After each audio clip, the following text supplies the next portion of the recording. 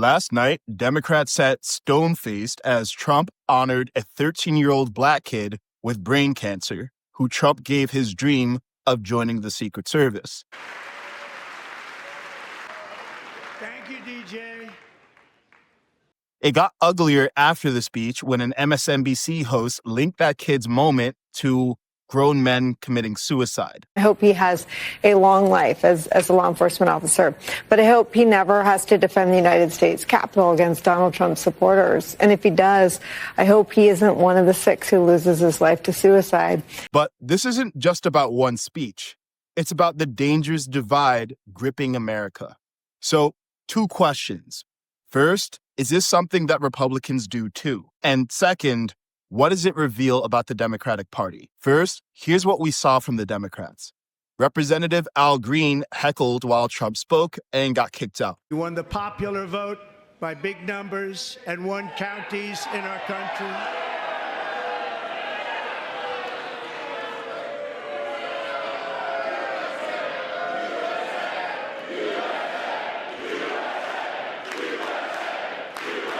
They also held up protest signs.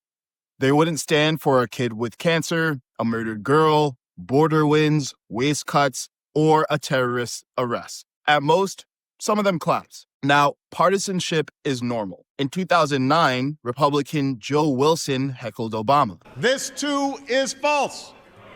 The reforms I'm proposing would not apply to those who are here illegally. Republicans sat through his healthcare pitch. But when Obama honored Corey Remsburg, a wounded soldier, everyone stood. Sergeant First Class Corey Remsburg never gives up, and he does not quit. Corey.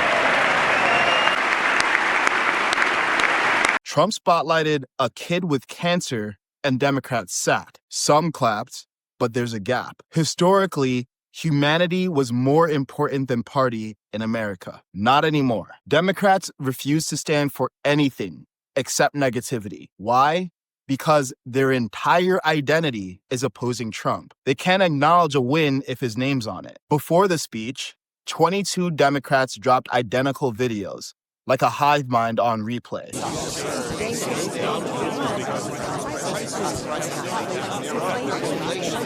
Now, perhaps they think this was unity, but it was groupthink. And the counter-argument is that Republicans do this too.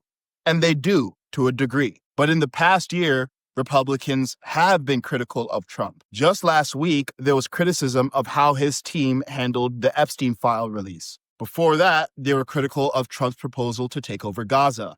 A few months ago, they were critical of his stance on H-1B visas. So I've seen the right both celebrate and criticize Trump, but the left only does the latter. Now, to be clear, some of Trump's behavior didn't help last night. His jab at Elizabeth Warren was petty. With no end in sight, the United States has sent hundreds of billions of dollars to support Ukraine's defense. Do you want to keep it going for another 5 years? Yeah, you would say Pocahontas says yes.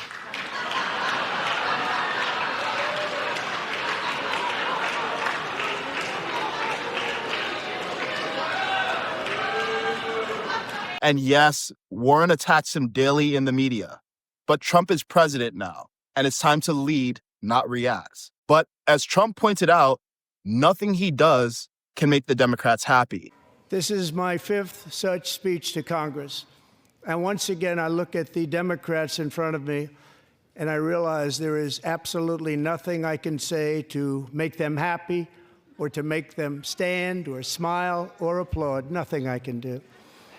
I could find a cure to the most devastating disease, a disease that would wipe out entire nations, or announce the answers to the greatest economy in history, or the stoppage of crime to the lowest levels ever recorded.